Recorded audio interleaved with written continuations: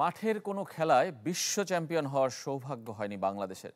তবে ফেসবুকের এক ভিন্নধর্মী আয়োজনে তেমনই এক অর্জন বাংলাদেশের। সমর্থনের বিচারে সবাইকে টেক্কা দিয়েছে বাংলার ফ্যানরা। জিতে নিয়েছে ট্রান্সফার মার্কেটের ফেসবুক ফলোয়ার্স কাপ। ফাইনালে হারিয়েছে আর্জেন্টিনাকে। ব্রাজিলকেও পেছনে ফেলেছিল রাউন্ড অফ 16-এ। বিশ্ব চ্যাম্পিয়ন বাংলাদেশ, তাও আবার আর্জেন্টিনাকে হারিয়ে ফুটবলের আসরে।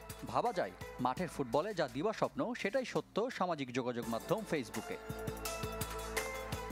জনপ্রিয় ফুটবল ওয়েবসাইট ট্রান্সফার মার্কেটের আয়োজনে ফেসবুক ফলোয়ার্স কাপ শিরোপা এখন বাংলাদেশের দখলে। এই অর্জন শুধুই নিছক বিনোদন কিনা তা নিয়ে আলোচনা হতে পারে।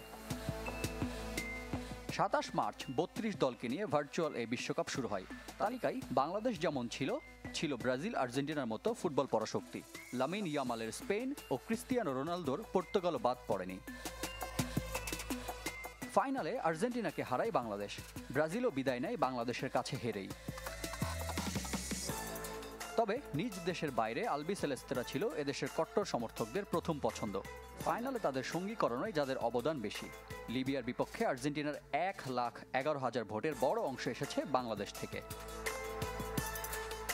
তবে ফাইনালে নিজ দেশকে প্রাধান্য দিয়েছে সমর্থকরা, যেখানে বাংলাদেশের 10 লাখের বেশি ভোটের বিপরীতে আর্জেন্টিনার ভোট মাত্র 22,000। পুরো আয়োজনে বাংলাদেশের সবচেয়ে কঠিন প্রতিপক্ষ ছিল ভিয়েতনাম। কোয়ার্টার ফাইনালে সে লড়াইয়ে দু দলের পক্ষে বিপক্ষে পড়ে মোট 17 লাখ রিয়াকশন। ফেসবুক ব্যবহার বাংলাদেশের সবসময় এক্স ফ্যাক্টর। ফিফা কিংবা আর্জেন্টাইন ফুটবল অ্যাসোসিয়েশন এঙ্গেজমেন্টের জন্য বেছে নেন এদেশের বিপুল জনগোষ্ঠীকে।